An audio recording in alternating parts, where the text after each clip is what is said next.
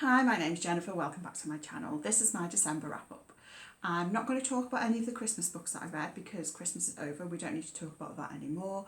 And there is one book that I read in December which is going to make it to my favourites list, so I'm going to save it for that video which will be coming very soon. But I did read a number of other really great books in December that I wanted to share with you.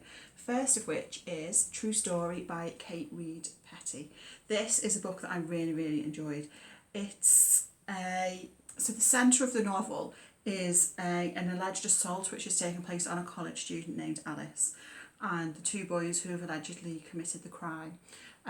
Alice herself can't remember what's happened, and the boys tell different stories to the police and to their friends, and no one is arrested for the crime. What this book does, which I found really interesting, is it takes different narrative voices and different genres to almost circle around the central incident, and we see what's happened and what plays out through a number of different lenses. So for example, we have part of it is told like a campus novel, part of it's told like a horror story, a thriller, we get emails, we get transcripts from a play. The two main viewpoints that we get in here are Alice, and a lot of that is her looking back, so in the future looking back at what's happened and what's played out.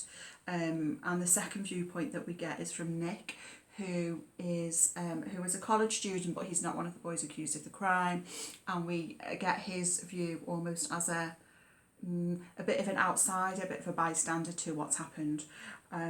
This book I found really quite remarkable.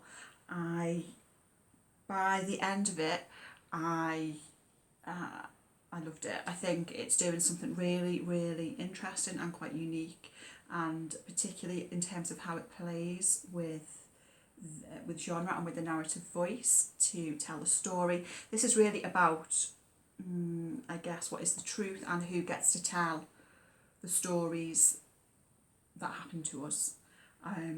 So yeah, I highly recommend this one. The next book I want to talk about is The Fell by Sarah Moss. This is a book which has only been published fairly recently. This is the third Sarah Moss novel that I've read this year. Probably my least favourite.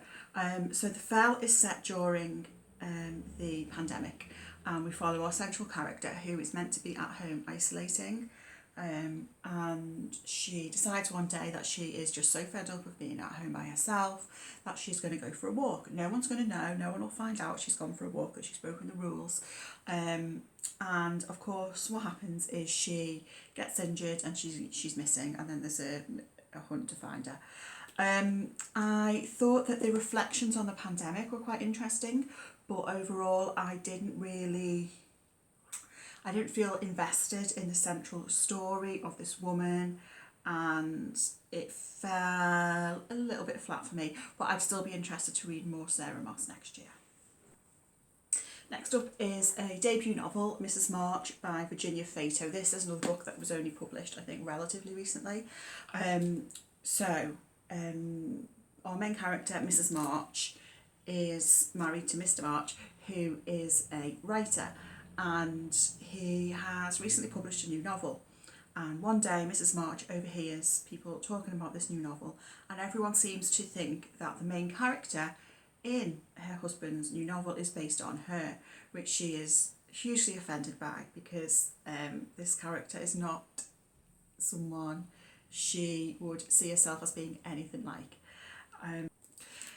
As a result of this, Mrs. March becomes incredibly paranoid about herself, how others are seeing her. A lot of the book is really in Mrs. March's head about keeping up appearances, about how other people see her, her marriage. She is throughout the book only referred to as Mrs. March.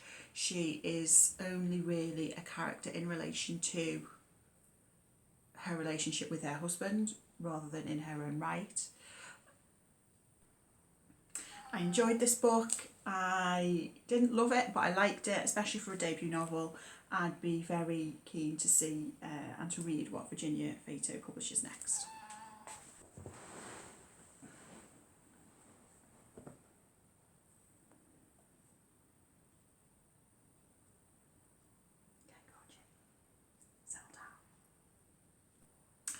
Next up is a book that I've been meaning to read for a while, Stay With Me by Ayobami Adebayo. So this is set in Nigeria, and we follow our main character who is married and who wants a child. She is unable to have a child, and her husband's family are pressuring him to take a second wife, which does happen. And then we see how that plays out. The book shifts around a little bit in narrators and in time periods, which I did at times find a little bit confusing, but I am quite easily confused. There are, as we go through the book, there are a couple of twists throughout, which lends it a sort of thriller-like edge, which I found quite enjoyable. It's really a story about motherhood, about grief, about secrets and families. There were some certain aspects of this which I had read about similar stuff in Freshwater by Zakiya. I think I'd read Freshwater maybe a couple of weeks before reading Stay With Me, so it was interesting to see some similar things come up in this novel as well. Overall, an enjoyable read. Next up is some translated fiction. This is How Do You Live by Genzaburo Yoshino. This was translated from the Japanese by Bruno Navasky. So this apparently is a Japanese classic which was written in the 1930s, but it's only recently been translated into English, and apparently it's soon to be made into a Studio Ghibli film. It follows our main character Copper, who is a young boy, and the guidance he receives from his uncle on, I guess, how to live his life. It feels quite similar in tone to The Alchemist by Paulo Coelho. It does dance the line between being sort of well-meaning and being preachy, and on occasion I think it oversteps that line a little bit.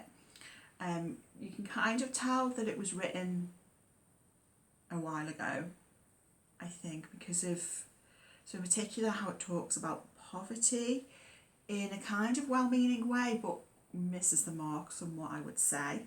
There's a lot of weird, well, not weird stuff, but weirdly, there is quite a lot in here about Napoleon. I don't know why, but I learned a lot about Napoleon from reading this. And overall, it was quite a pleasant book, quite an enjoyable read, but I think you can definitely tell that it was written some time ago. Okay, next up is The Other Black Girl by Zakiya Dalila Harris.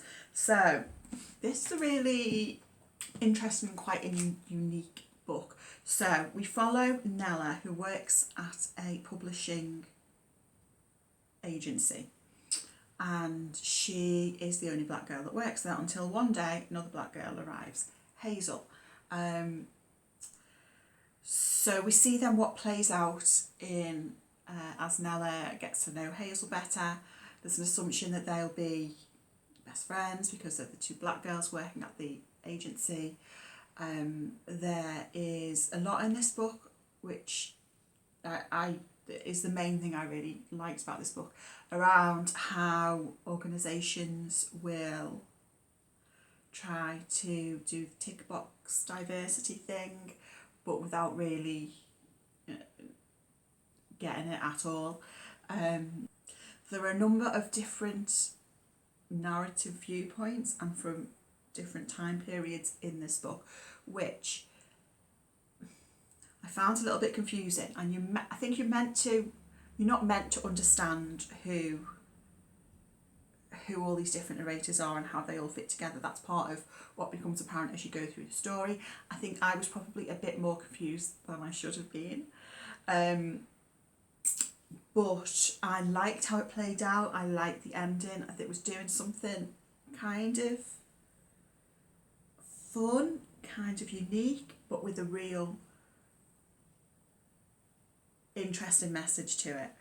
And I would recommend it. It's doing something really quite different, so it's worth a read. And finally is a reread, and this is Jane Eyre by Charlotte Bronte.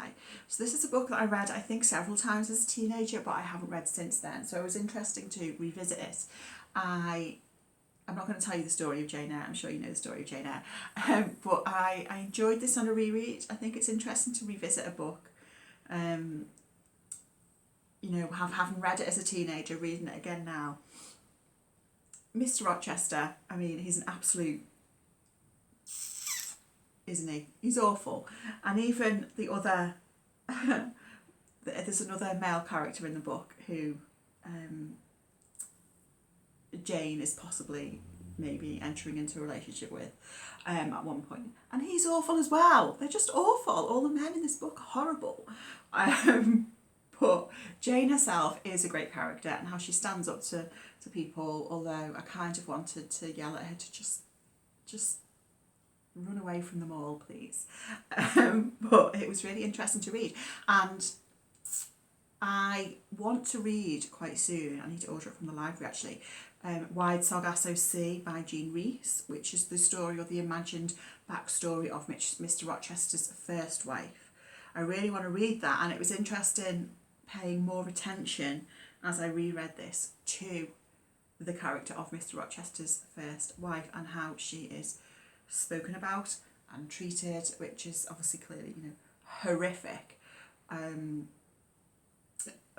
So yeah, I do want to read more Charlotte Bronte. This is the only Charlotte Bronte I've ever read. I think I would quite like to give Villette a go next year. That one I think sounds the most interesting to me out of her other books. So that's it. Those are the books that I read in December, well, the ones that aren't Christmassy. I'll be coming back very soon with my favourite reads of the year. So look out for that. I hope you're all doing well, and I'll speak to you all again very soon. Bye.